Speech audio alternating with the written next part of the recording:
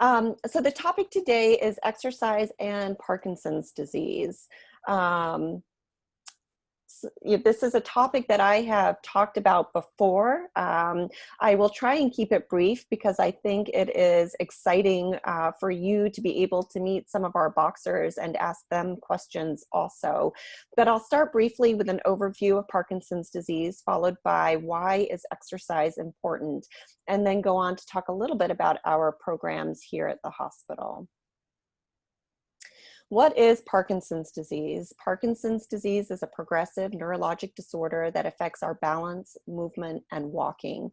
It is the second most common neurodegenerative disorder in the United States, only after Alzheimer's disease. Close to 1 million people in the United States are living with Parkinson's disease, with 60,000 new diagnoses every year. That comes to approximately 1% of the population over the age of 60. And I attended a lecture a couple of years ago, and the presenter made the comment that if Parkinson's disease was an infectious disease, we would be talking about it in the terms of a pandemic.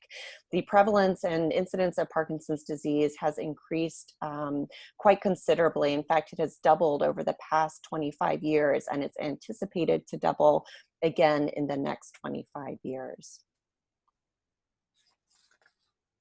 As you can see here by the graph, the prevalence of Parkinson's disease does increase with age, and in fact, age is the #1 risk factor for developing Parkinson's disease.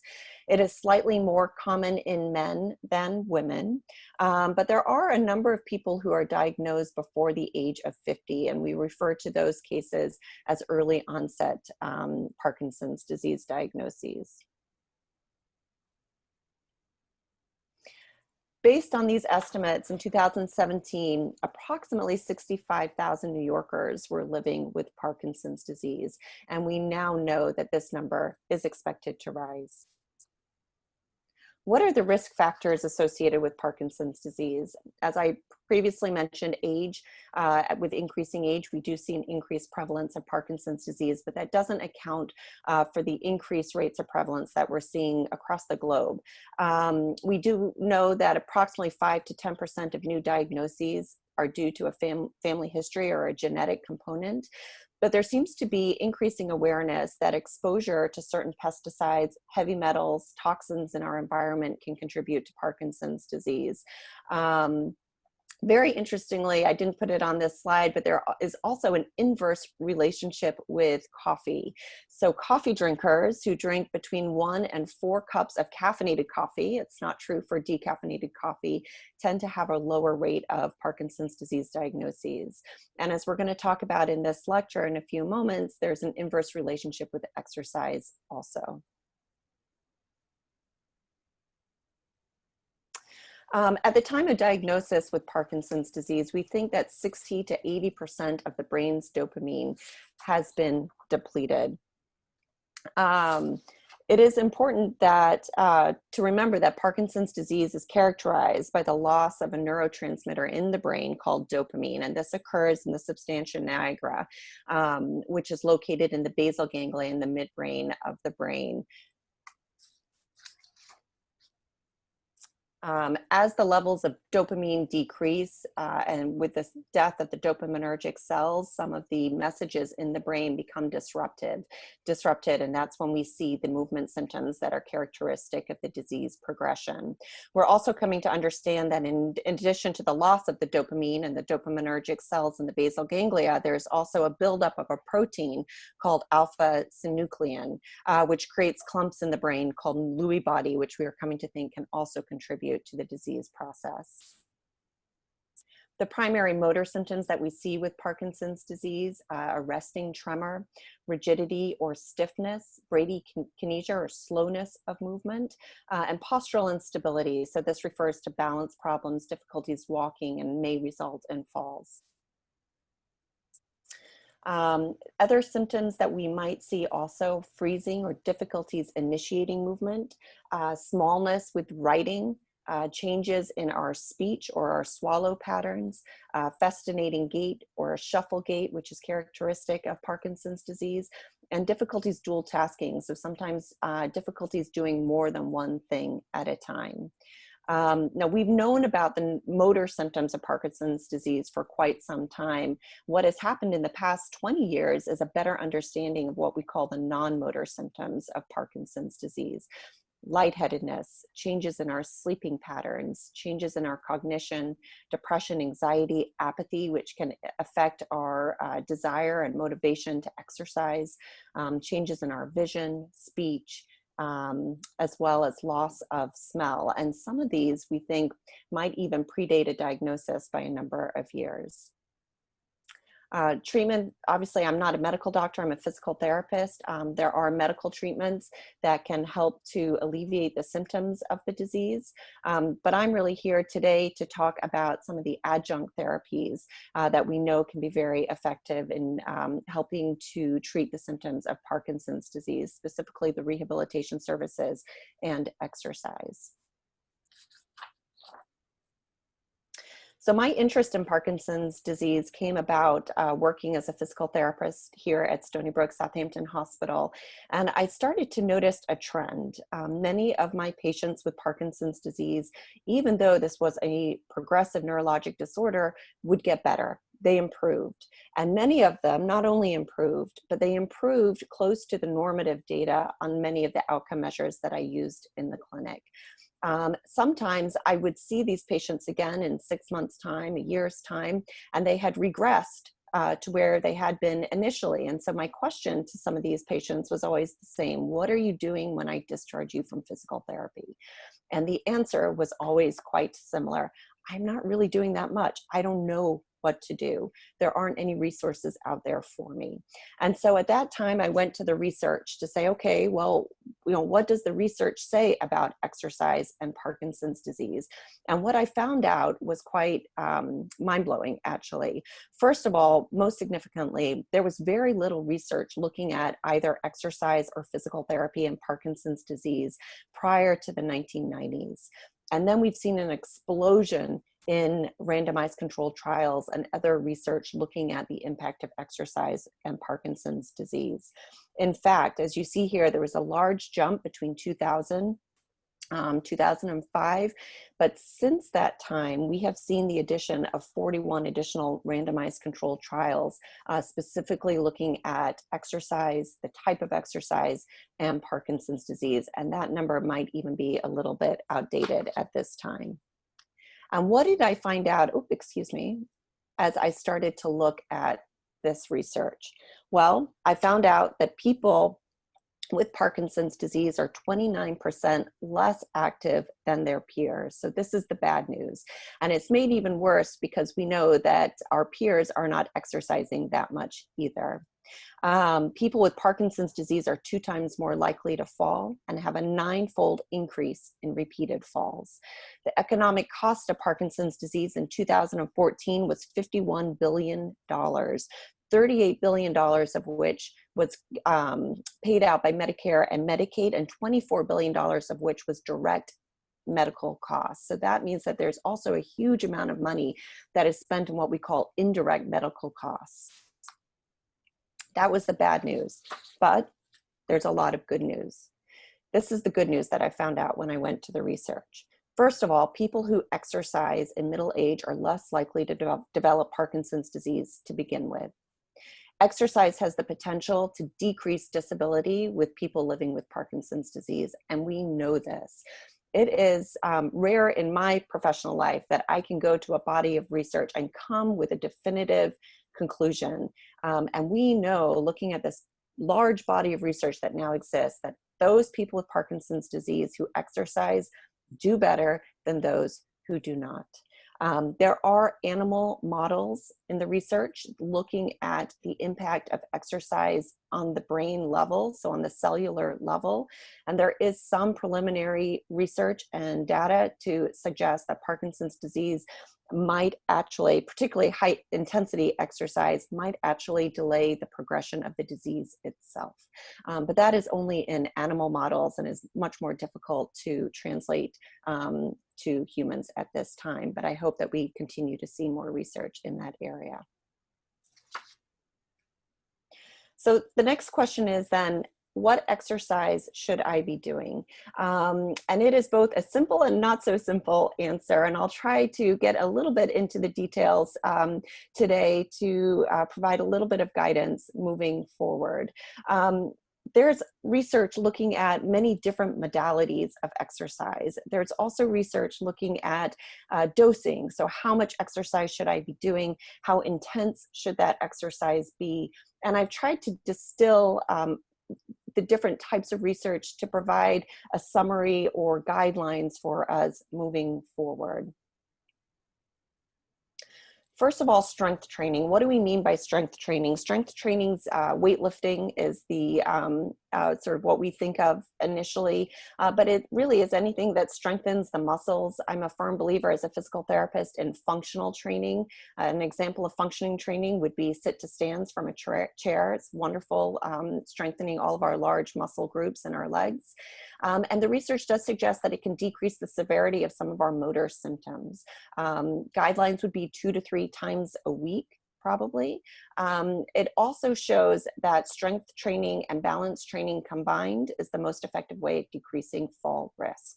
And it can improve walking and quality of life.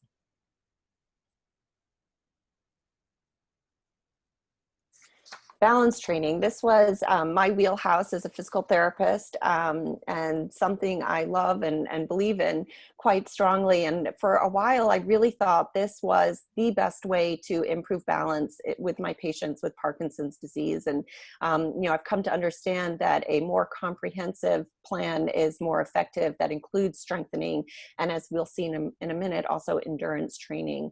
With any exercise and starting a new program, I always tell people you must speak with your medical doctor. Please, make sure that you start exercise programs safely. And I'm biased, I'm a physical therapist, but I also think there is an important role in physical therapy in creating our exercise programs safely, and particularly when it comes to balance training. So I highly recommend a physical therapy referral for all people with Parkinson's disease, even those who are newly diagnosed and perhaps don't even have balance problems. We know that if you start exercise early, the benefits are more pronounced. I'm very privileged here at Stony Brook Southampton Hospital. I also work to put together their fall prevention programs. We started one called Matter of Balance in the fall.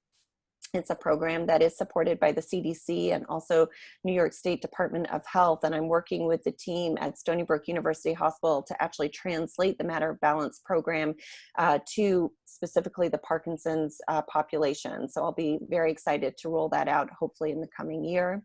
Tai Chi has consistently been shown in the research to be one of the best ways you can decrease your risk of falling. And then dance also is an incredibly effective way at improving balance and decreasing fall risk.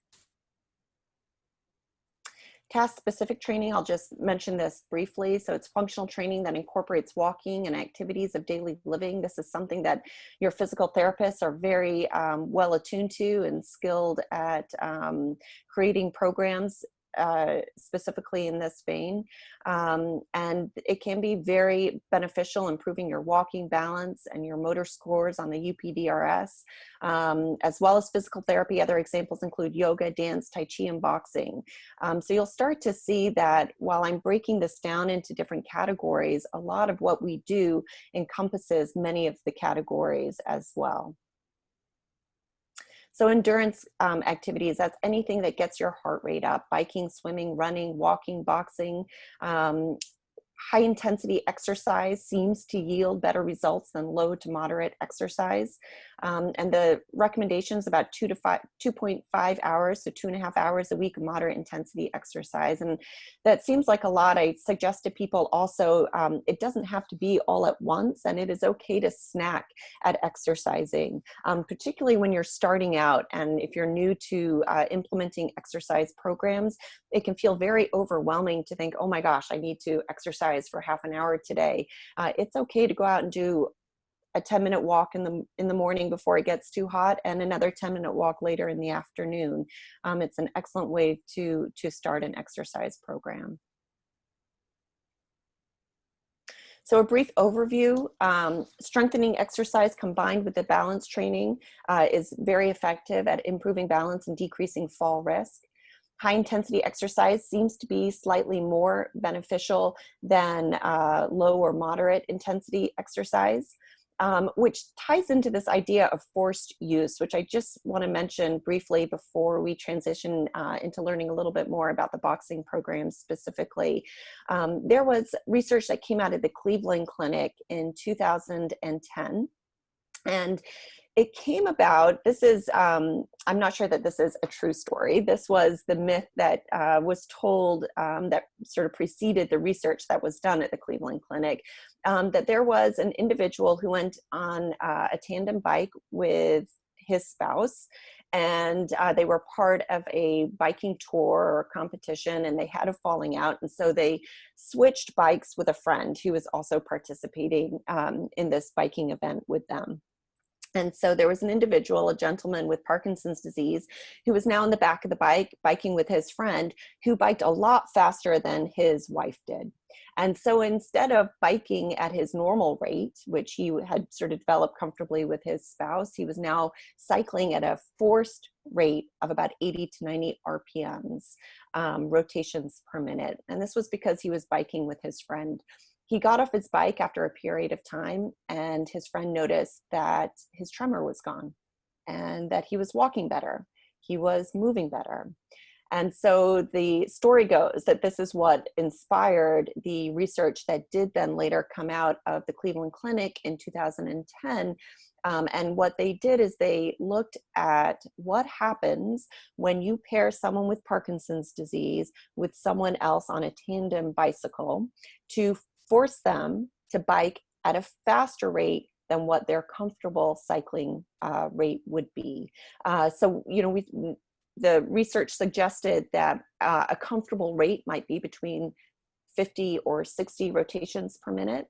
And if you force someone to cycle up at about 80 or 90 rotations per minute, you see really wonderful reduction in some of the motor symptoms associated with Parkinson's disease, decreased tremor, improved walking, and that these benefits lasted for approximately 4 weeks after the research project had finished. So you do need to maintain your exercise, but the benefits did last for a period of time afterwards, which was exciting to see.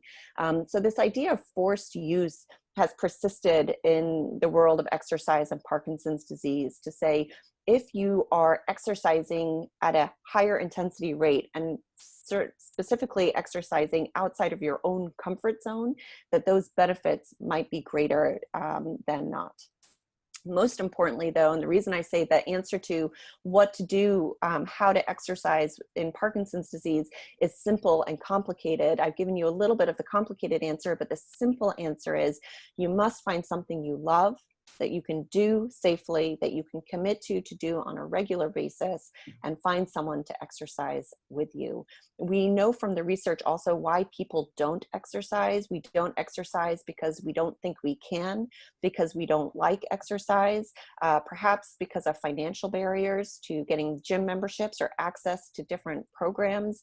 And so whatever we can do to ameliorate or decrease some of those barriers increases the chances that you'll exercise regularly. And that is the most important thing. Find an activity that you can commit to, exercise regularly, and do it safely.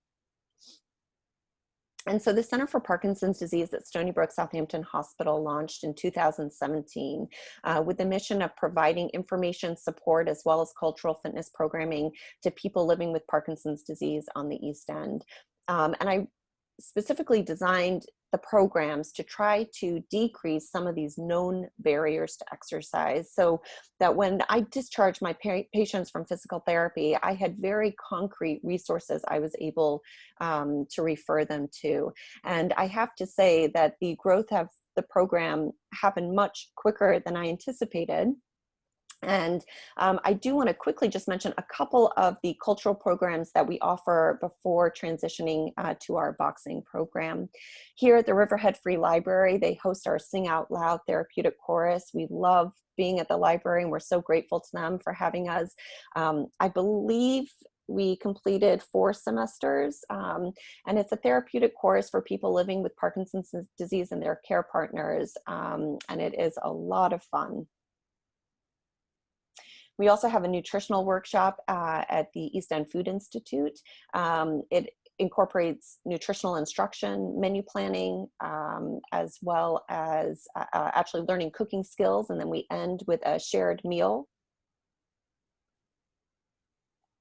This is my contact information. If you'd like to write down my phone number and my email, I'm here always to answer any questions, to let you know how you can become a part of all of our programs.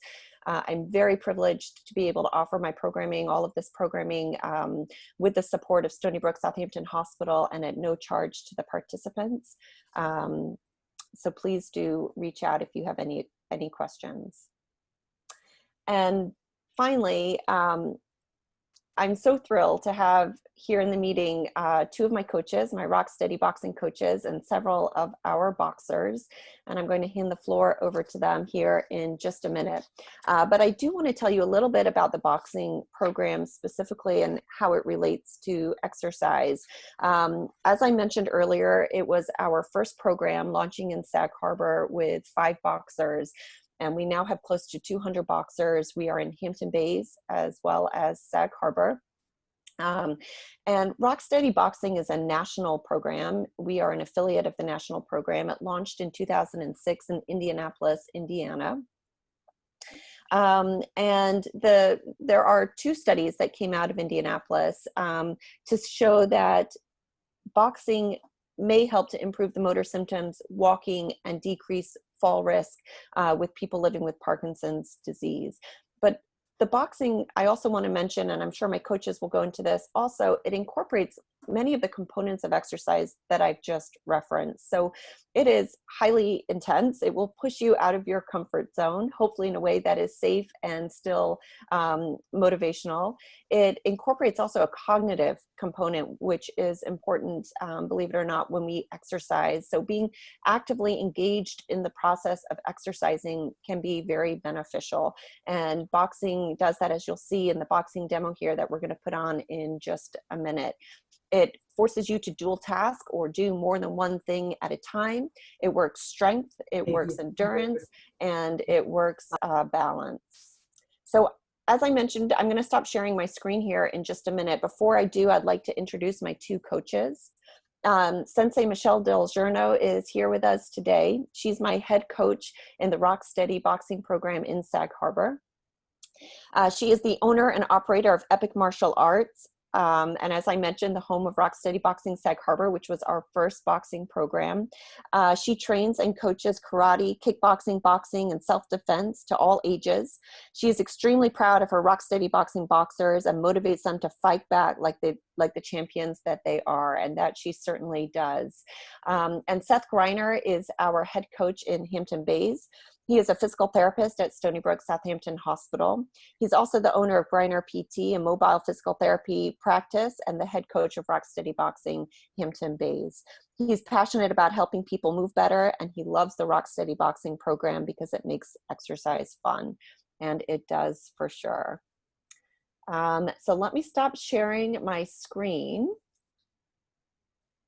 And I'm going to turn it over now to Michelle and Seth, and I'll let them introduce their boxers, and then we have a brief boxing demonstration for you. And before I do that, sorry, one last thing I do want to mention, you know, since coronavirus started in March, we've transitioned many of our programs to Zoom.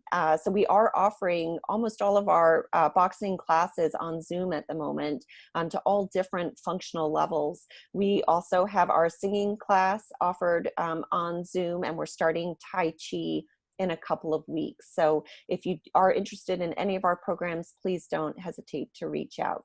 And now, without any more, I'll pass it over to Sensei Michelle and Coach Seth. Thank you. Thank you, Sarah. Thank you Sarah. so much. That was an awesome demo. I loved all that information. It's so great to refresh and see all that again, you know, get to see what the program is bringing to our Parkinson's fighters. I just want to say again, thank you to Stony Brook Southampton Hospital for, sponsoring this class and all of the wellness programs that you have for Parkinson's. Sarah, great job with all that. Seth, we were going to do a little demo with everyone. I guess I should introduce some of my boxers. Yeah, we have Gordon, who is in charge of writing our cheesy cheers. At the end, we do a cheer, and he's been writing those for me. Gordon was in our very first boxing class, I believe in Sag Harbor when we opened almost 3 years ago, right? And we have Mr. Roy Nicholson. Roy is an artist extraordinaire. He is there in his art studio, and he's been boxing with us. I think he must have come on board right shortly after, so he's been with us a long time as well. And Seth, I'll let you say some and introduce your guys. A lot of our boxers go back and forth to both classes, so we do know everyone here. So go ahead, Seth. Yeah. Hey guys, thank you for having me. I'm grateful to have the programs at Stony Brook Southampton, the boxing program, and all of our other programs. I love to see our boxers take advantage of all those other programs too, because they are so enriching, both culturally, socially. So thank you, Sarah, for continuing to advocate and keep those programs going. Janet Barr is joining us. Janet is our queen of jump roping. So she's also, her boxing nickname is the Butterfly because she floats like a butterfly and stings like a bee. We have Mary Gabriel joining us. Are you in Florida today, Mary? Are you back here? Yeah. The nice part about the Zoom classes that we've had is we've had boxers who've been apart from us but able to join us again. And Rick is joining us. Welcome, Rick. Rick joined us in our last lecture in Southold, so he's done this routine before. I'm going to be leading some of a warm-up routine today, and Sensei Michelle is going to be leading part of our boxing routine, right? Yes. And so my warm-up's going to last about 4 minutes. It's a shortened, abbreviated version, but I would like to say that our warm-ups typically last about 15 to 20 minutes because we want to make sure that everybody gets their joints moving before we start throwing a lot of big punches. So it's a way to keep it safe for everybody. So we'll give you a taste of that for today.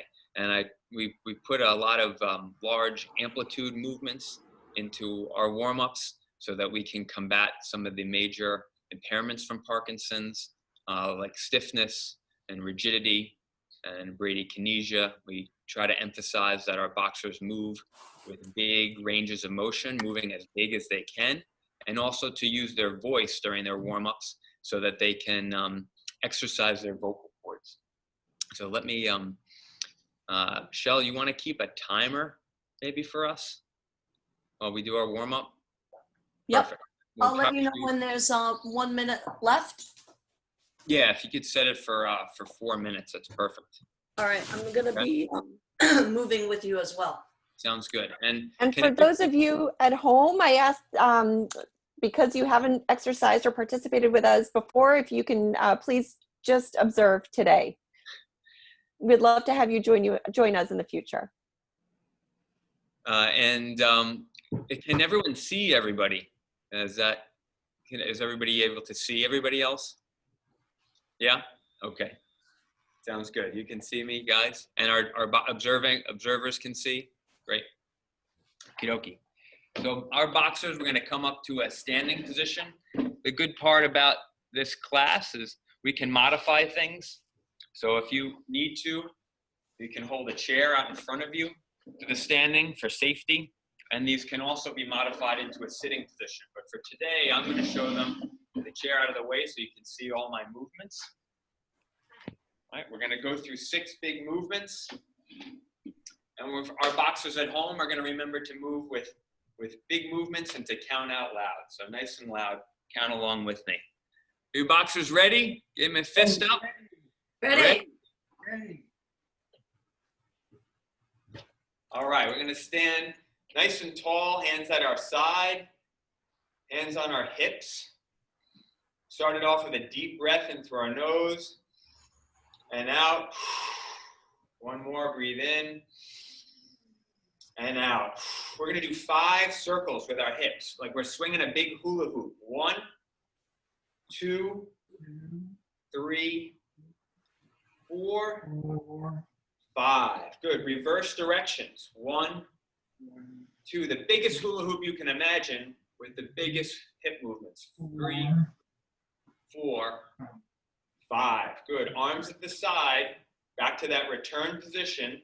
Feet are about the width of our hips. We're going to come down and rest our hands on our thigh. And then we're going to explode up like a firework. Back to that same position. 1. Come down. 2. Come on. Throw those arms out. 3. 4th of July is coming up. I only know what fireworks look like. 4. Come down.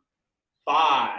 Nice work, guys. Nice work. We're going to keep our feet in that position and our hands out to the side.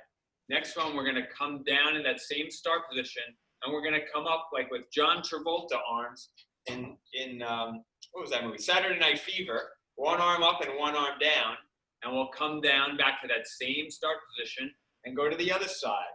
That's 2. Come down. 1 up and 1 down. 3. 4. 5. We're going to keep both feet on the ground, though. Both feet down. 6. Both feet are down. 7. 8. 9. 10. All right, guys. Good work. Next one is a big twist. So our hands are going to come up like a T. All right. We're going to reach our left hand across and clap it to our right together, right? And pivot on the tip of our toe. Come back to the middle and then pivot to the other side. Clap. 2. And we go open. 3. Open. Come on, loud. 4. Be good slap. Come on. 5. Open. That's better. 6. Good. 7. 8. 9. 10. Good job, guys. Next, we're going to hold a paddle out in front of us. All right? I went paddleboarding the other day. It was some fun. And we're going to paddle, turn that paddle vertically and paddle to one side. 1, 2. Come on, dig it in. 3, 4, 5. A little louder. 3 minutes. 7, 8, 9, 10. Good job, guys. Hands out to the side. Deep breath in. Get tall again. Good. We're going to come down our last warm up and do a little squat, a baby squat. And you're going to reach your arm out like you're pulling in a boat. You got a big boat to pull in. Keep twisting your body and pull that boat in. Pull it in. Come on. Come on. Keep pulling till the end of a round. Coach, how many seconds left? 10. 10, 9, 8, 7, 6. Come on. Pull. 5. Keep pulling. 4. 3, 2. 1. All right. Good warm up, guys. Good warm up. Nice work. Everyone going to find their seat or stay standing, actually. We're going to stay standing. We're going to turn it over to Michelle. And Michelle is going to lead us in our boxing routine. All right. Thank you, Seth. Thank you for those movements. We are going to have boxing gloves on. Do you guys have your gloves close by? I got to grab mine. Thanks.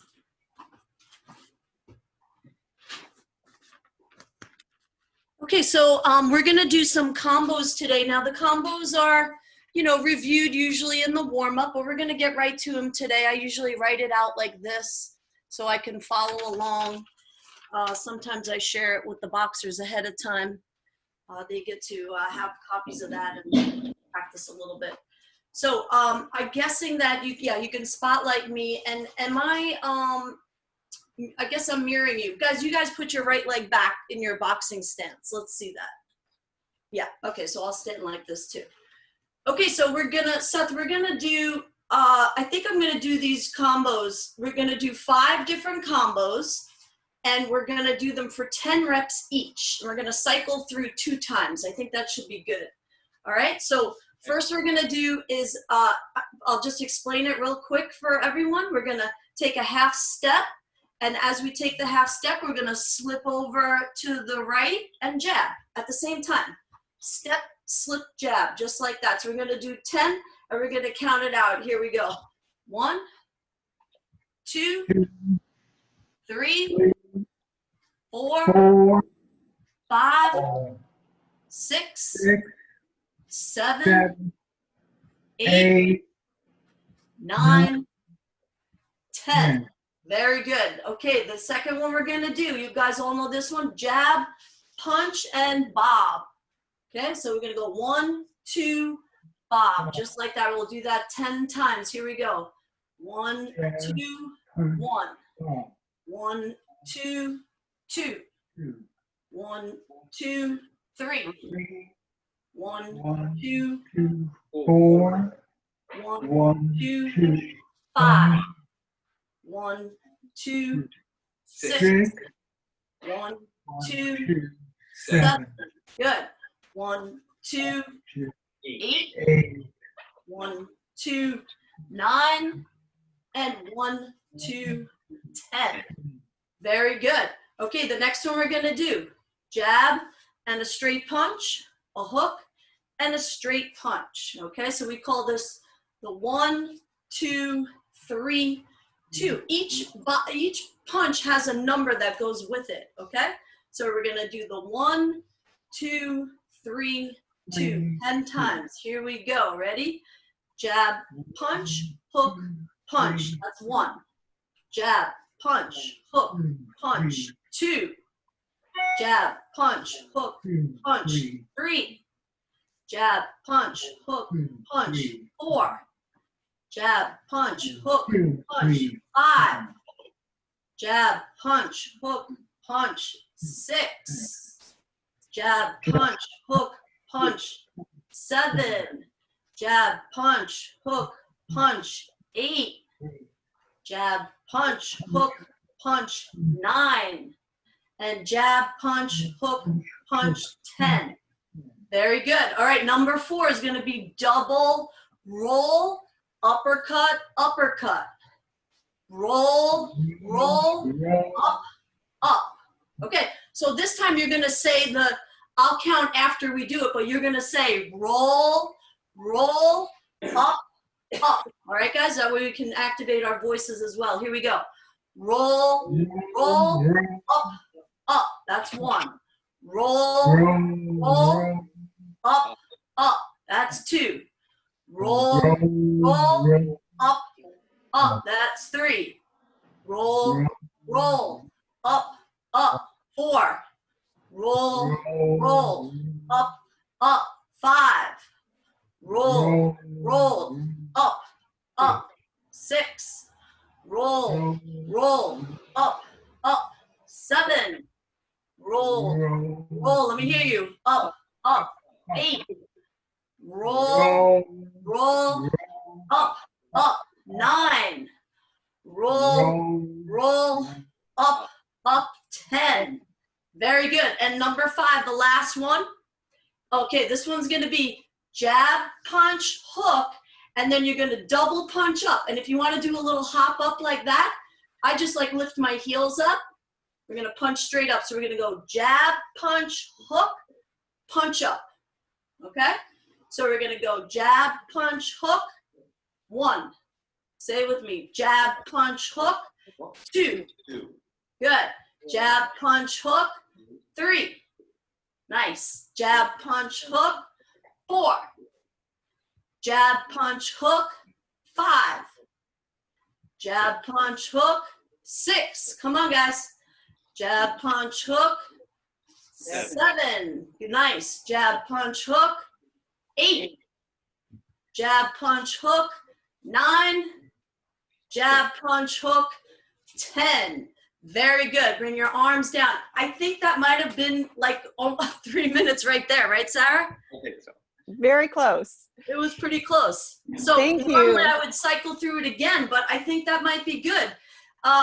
Because, you know, I always have these big ideas, and then when I see how long it takes, right, Seth? You're like, Yeah, no. I couldn't squeeze it in for 3 minutes. I can't condense 20 to 3, so I had to go to Exactly. All right, so who are we? rock steady. What do we do? Fight, Fight, fight, fight, fight. That's right. Fight, fight, fight. Nice job, guys. Let's give you some. Thank you, coaches. Thank you, boxers. Very good, guys. Yeah, that was fantastic. I'd love to hand the floor over to a couple of our boxers now, if that's okay. I'll give them a chance to grab some water and catch their breath.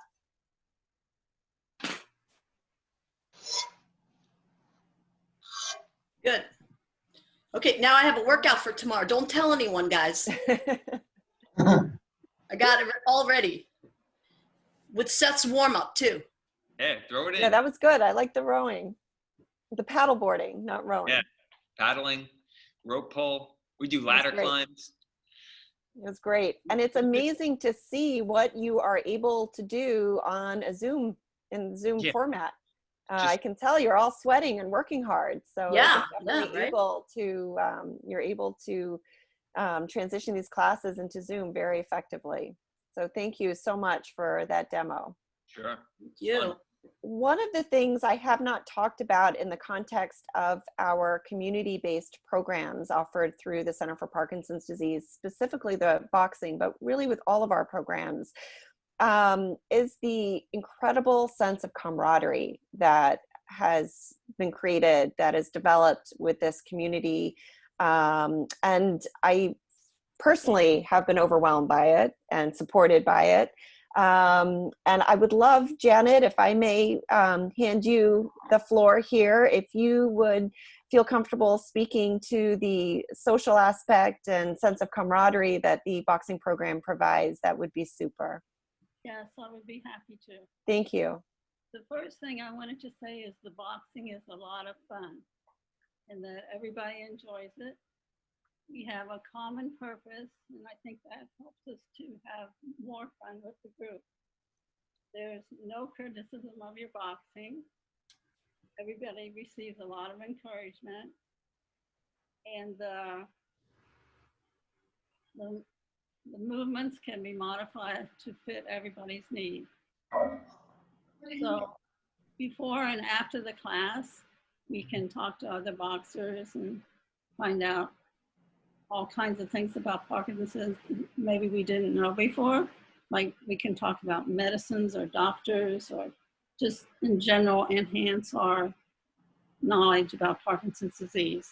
So I would just like to say it's a really nice social group. And since we're on the Zoom, we've also had some other things like trivia nights, and we've had bowling expeditions, not on Zoom, but we've had bowling before. So we do have a nice social camaraderie. Thank you, Sarah. Thank you so much. And I couldn't agree with you more. Thank you, Janet. Gordon, I think you were one of our trivia winners the other night, or bingo winners, am I right? Right, yeah. Sweatshirt, Gordon. I'm here at the gym, so. Oh, good, good. You still have my shirt there, yeah. I'm going to pick it up today. Okay, great. Yeah, I'd have to say the word that I keep hearing over and over from everyone is camaraderie.